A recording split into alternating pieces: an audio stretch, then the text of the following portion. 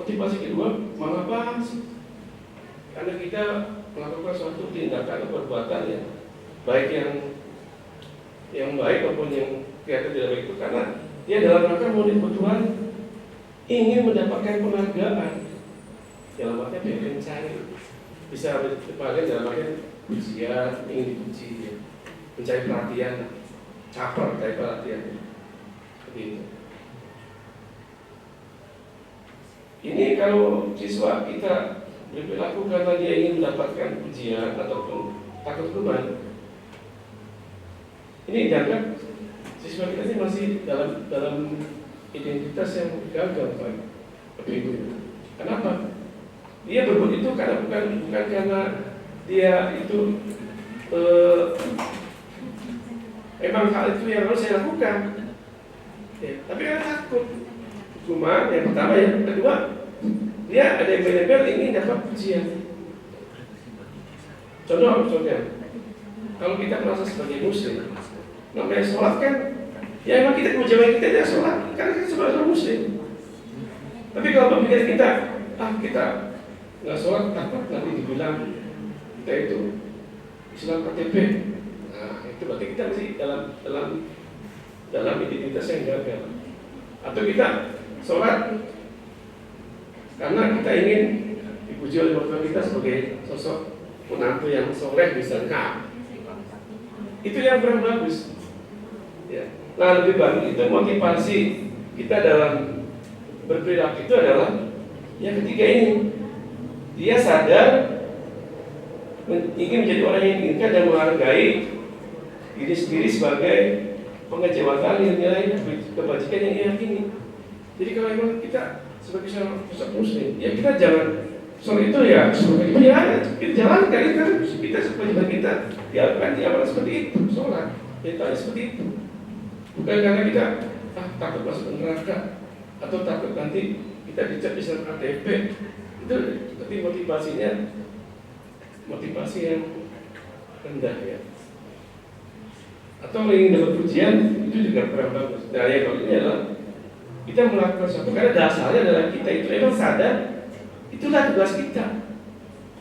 Sebagai muslim sholat ya sholat ya kita minta sholat ya kita kerjakan kan itu perintah Nabi itu perintah dari Tuhan. Masa kita nggak mau sholat? Nah kayak seperti itu. Jadi bukan kita pengen dipuji atau takut karena nanti masuk neraka atau misalnya nanti takut dicap sebagai Islam KTP. Kalau masih bahasanya masih takut karena nanti dihukum, takut ingin dapat pujian, itu berarti tahapan kita dalam berperilaku ya itu masih dalam tahap yang identitas yang gagal ya. Karena bukan timbul dari motivasi intrinsik yang ada dalam diri sendiri. Seperti itu. Yang lebih baik adalah bahwa kita itu yang ketiga ini ya, kita itu melakukan suatu kebaikan dasarnya adalah ya untuk kita sendiri. Karena ibaratnya gini ada pepatah mengatakan kalau kita pengen membantu orang lain, ya kita juga harus membantu orang lain juga dong. Ya kayak gitu Bapak-Ibu ya. Kalau dia itu sakit, ya jangan nyumpit orang lain dong. Kira-kira seperti itu aja ya. Jadi apa yang kita kerjakan itu dasarnya adalah karena sadar bahwa hal itu adalah hal yang kurang baik. Jadi ya saya nggak mau melakukan. Terlepas dari mau ada hukuman atau tidak, atau kita nanti ada pujian atau tidak, kita nggak akan lihat itu. Karena kita sudah menjadi sosok pribadi yang sudah tahu mana yang boleh dilakukan, mana yang tidak boleh dilakukan. Kira-kira alih sana begitu untuk tiga teori tentang motivasi perilaku manusia. Kemudian saya akan menjelaskan tentang apa itu bedanya hukuman, konsekuensi, dan restitusi. Hukuman, kalau kita melihat, ya ini bolehlah. Mungkin Bapak Ibu ada yang tidak setuju ya, nggak apa-apa sih. Namanya itu versi ya Bapak Ibu. Hukuman kalau kita maknai itu adalah seperti ini Bapak Ibu, sesuatu yang menyakitkan harus terjadi bagi diri kita,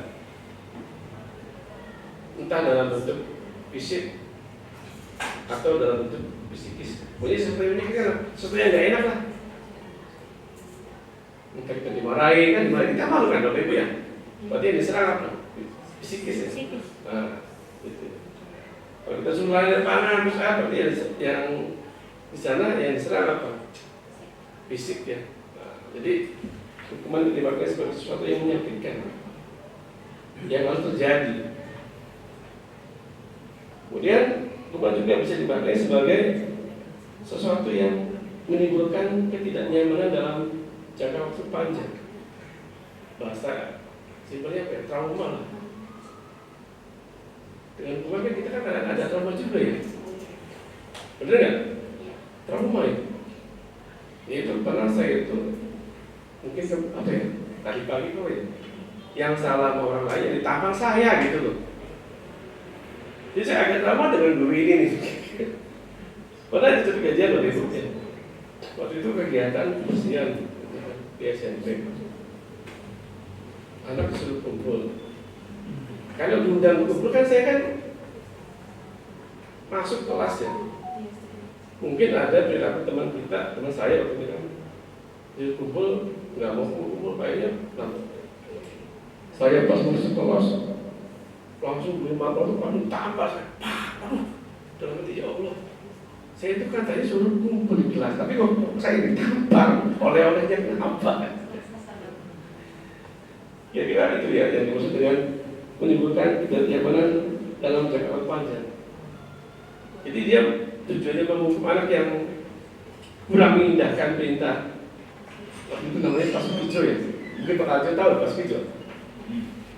Guru IPS yang salah teman saya lihat baik kumpul misalnya malah saya dikena tampol jeder. Sehingga tepuk tangan ini Bu. Sampai ngomong saya itu di sini nih SMP kelas 3 gitu. Teman saya yang kabur lari. Jadi bisa ya maksudnya itu kan menimbulkan ketidaknyamanan seperti cerita hukuman juga bisa dilakukan sebagai korban yang mendapatkan keadilan. Iyalah, pasti ya. Kita nih misalnya korban pelecehan, kemudian orang yang berbicara sama kita dia dukung. Nah, kira-kira seperti itulah ya bahasanya ya. Mendapatkan keadilan kan. Kita mau melawan misalnya nggak berani, khususnya misalnya cewek ya. Ya kan cewek kan paling bisa nangis sih waktu juga. Karena nangis kan kalau diledek atau apalah ya. Dulu bahasa yang berbicara diledek. Wow, selalu betul, selalu Pak Bunga. Kira-kira itu dia nangis kan, laporan oleh kelas kan. Kemudian siswa yang ledeknya dipanggil, kemudian dia mendapatkan hukuman dari kelas. Tapi kan di sini kan masuk, sini kan berarti kan korban mendapatkan keadilan. Dan ya balik lagi Bapak Ibu bisa dipercaya sendiri. Ada mode bahwa itu memaksakan kehendaknya, benar juga sih. Ya. Andi, ya dikit boleh? Boleh. Senang saya tahu. Sangat menarik sekali. Apalagi saya belum mengajar di 2000 Merdeka, mungkin Pak Andi bisa sharing ke Andi yang belum mengajar. Andi yang pertama terkait dengan pembelajaran paradigma baru ya. Yeah. Ada pembelajaran diferensiasi, di mana kita istilahnya harus memahami daya belajar siswa yang lain. Nah, tadi terkait dengan daya belajar kan itu ada yang auditori, ada yang visual, ada yang kinestetik. Nah, apakah kita sebagai guru mapel sendiri yang memetakan, yang mendiagnosis, atau guru mapel kita sudah menerima ini siswa ini auditori, visual, atau kinestetik, atau dalam perjalanan kita selama melakukan proses pembelajaran itu. Itu yang pertama. Lalu yang kedua terkait dengan kedisiplinan itu memang sangat prihatin sekali ya terkait dengan kedisiplinan siswa sekarang. Bahkan kecenderungannya bisa dikatakan tidak lebih baik dari yang sebelumnya gitu. Contohnya itu rambut gitu ya. Karena sempat ketika ada guru yang ini di video dilaporkan bahwa tidak, atau mungkin dari cara berpakaian, seragam sepatu, bahkan mungkin sekarang saya tidak melihat ada tata tertib yang dibuat oleh SKAU gitu. lebih kepada kesepakatan kelas itu sendiri gitu. Jadi nanti penerapan untuk konsekuensi atau hukuman yang lainnya seperti apa gitu. Nah, barangkali Pak Andi di kelas 10 yang sudah berjalan terkait yang tadi pembelajaran berdiferensiasi, terus untuk nanti disiplinnya seperti apa pengalamannya? Ya, terima kasih. Saya mencoba menjawab ya, tapi nanti yang lain bisa sama guru pengajar aku melengkapi. Sebaiknya untuk tadi yang seperti yang saya sampaikan itu, sebaiknya menurut katanya menurut teori kontrol itu dari kontrol yang dilakukan ditemukan oleh Om Wilson tadi ya. Artinya kita sendiri sebagai guru mata pelajaran boleh juga berkolaborasi dengan sesama lintas guru guru yang lain ya, lintas minat atau apa bahasanya, lintas mapel lah gitu. Lintas minat ya, lintas mapel ya. Supaya kita itu memberikan gambaran real kebutuhan belajar anak itu untuk masing-masing kelas itu. Nah, di sini ada wali kelas ya. Nah, bisa kita berkolaborasi dengan wali kelas. Jadi guru pengajar dengan wali kelas hari berkolaborasi ya, untuk membuat peta ya, peta kebutuhan belajar terkait dengan kesiapan belajar, minat belajar, dan profil belajar.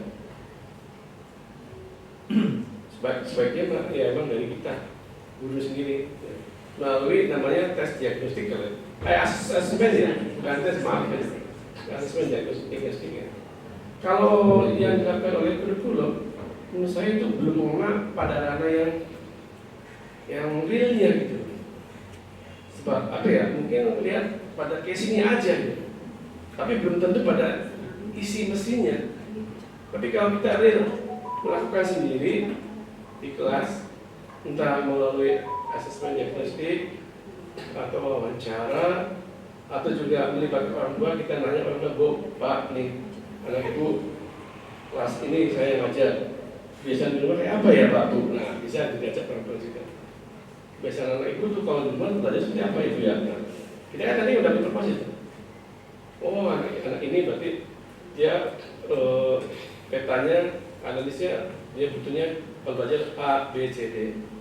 Atau boleh menggunakan lintas kolaborasi dengan wali kelas atau lintas mapel bermapel. Nanti di sana dapat informasi. Nanti kita bertemu di forum ya kayak gini, apa namanya, diskusi komunitas praktisi ya. Nah, nanti kita bisa saling share dan bisa saling mengetahui gitu. Jadi ini bagus nih, komunitas praktisi memang harus senantiasa terus digerakkan dan misalnya sudah mulai baik ya. Komunitas saja sudah ada, komunitas praktisi sudah ada, cuma nanti tinggal nanti setiap kali pertemuan itu kita share tentang informasi tadi ya. Analisis kebutuhan belajar anak terkait dengan siapa, minat dan profil belajar tadi. Itu seperti itu. Ya, selama ini jujur aja saya baru sekali pernah asesmen diagnostik menggunakan Google Form. Tapi sayang, apa yang saya harapkan muncul agar anak itu mengeluarkan undang-undang itu.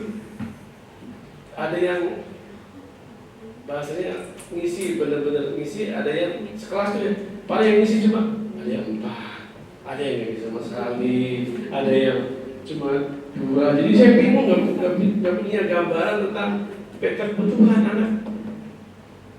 Saya mengajarkan dari 10.7 sampai 10.12 pernah Pak, saya buat dalam bentuk Google Form. Waktu itu kan di Google Form saya nggak mencantumkan nama mereka, udah pokoknya mah namanya disamakan aja terserah, tapi kelas wajib. Saya buat waktu itu nggak banyak pertanyaannya, 10 pertanyaan tentang gaya belajar, kemudian cara belajar mereka, minat belajar mereka kayak apa. Tapi itu tadi ketika saya mencoba asesmen seperti itu ada yang ngisi, ada yang tidak. pun yang ngisi juga kadang-kadang jawabannya itu masih bias, kayak setengah malu-malu, nggak apa ya, nggak pure gitu loh. Bahwa saya itu Pak belajar tuh pengen ini karena saya belajar pengalaman saya waktu SD dapatkan pengalaman seperti ini, tolong nanti di SMA nanti jangan itu muncul lagi. Nah, pengen saya seperti itu, kayak orang bercerita narasi itu, tapi diketik sih, ya, dipakai telepon. Mereka jawabnya pasti kasih senang, udah titik, bahagia, udah titik, nggak apa-apa, tapi nggak apa-apa kenapa? Nggak dijelaskan secara apa ya, secara detail. Jadi kita jujur aja, saya belum mendapatkan suatu konsep tentang budaya belajar anak secara real, konkret seperti apa. Seperti itu. Dua, katanya belum pernah asesmen diagnostik, tapi menurut saya itu ketika kita pertemuan kayak gini ya, diskusi tentang seperti ini, masih juga belum memecahkan hal yang mendasar terkait dengan untuk belajar untuk siswa di kelas 10 yang saya ajak itu. Yang pernah saya alami ya Pak, saya pernah sekali waktu itu membuat asesmen diagnostik di sekitar bulan Agustusan, setelah MPLS Agustusan saya coba seperti itu. Namun sekali lagi mungkin karena saya kurang kolaborasi dengan wali kelas kan, jadi saya belum bisa menemukan gambaran utuh dari kebutuhan belajar.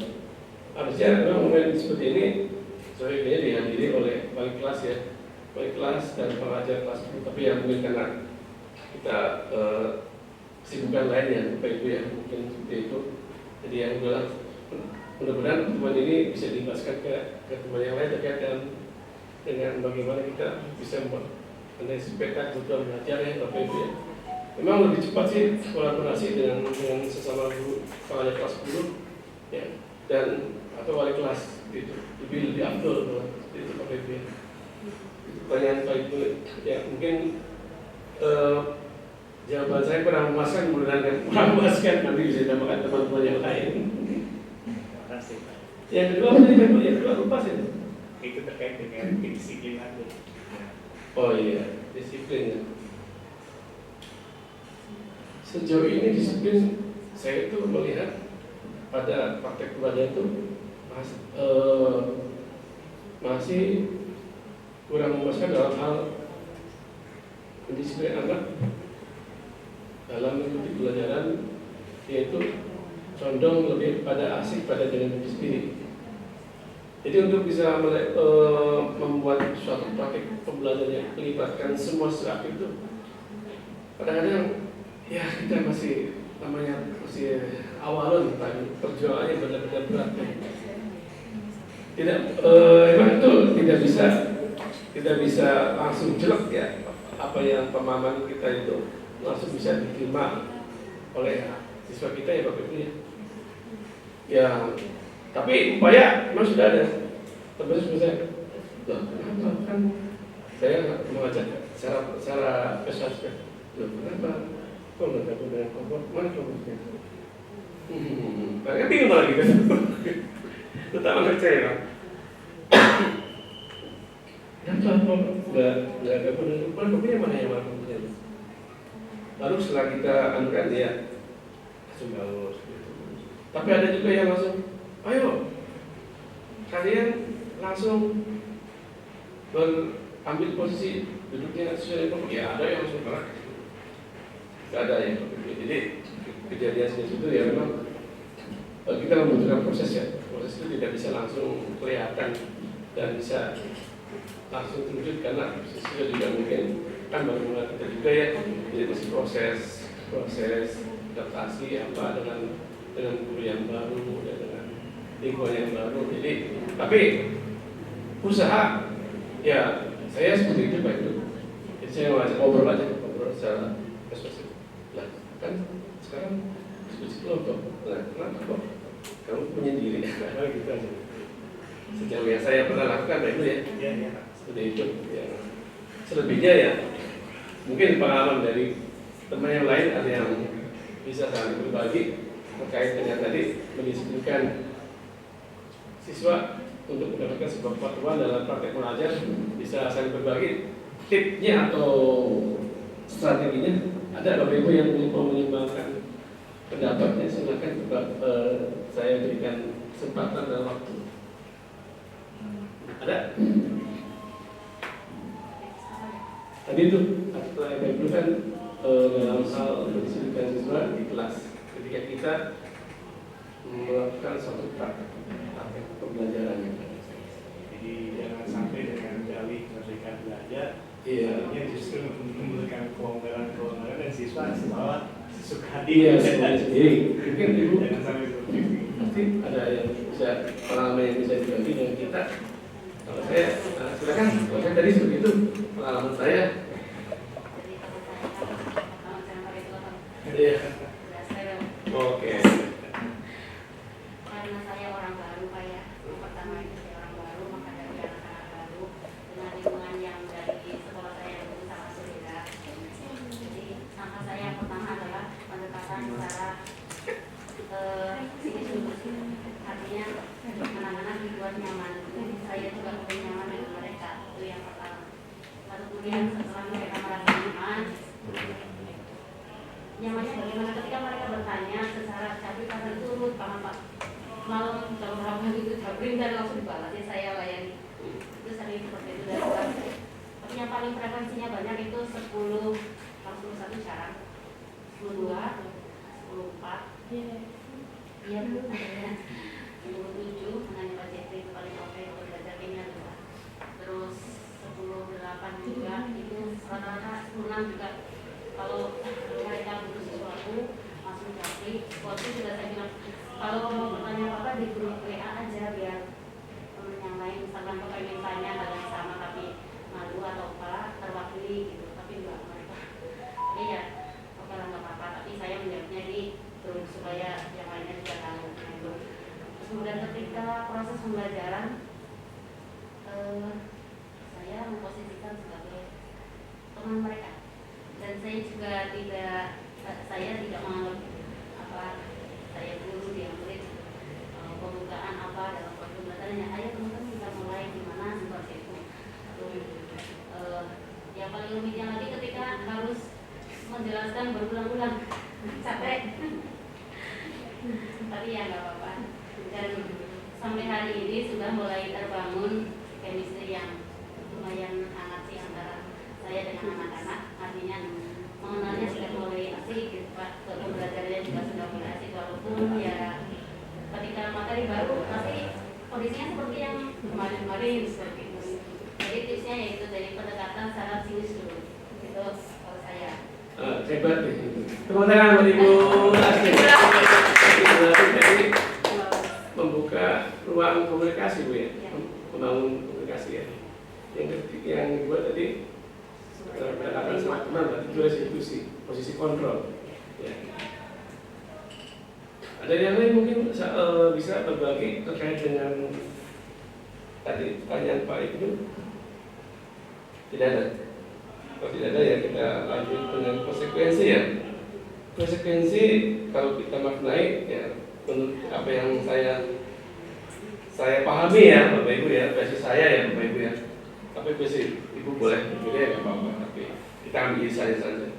Bahwa konsekuensi adalah ini Bu, sesuatu yang dibuat oleh guru atau sekolah untuk membantu murid dapat menerapkan atau mengikuti ya, peraturan yang ada di lingkungan sekolah. Jadi jelas beda dari hukuman itu ya, beda ya.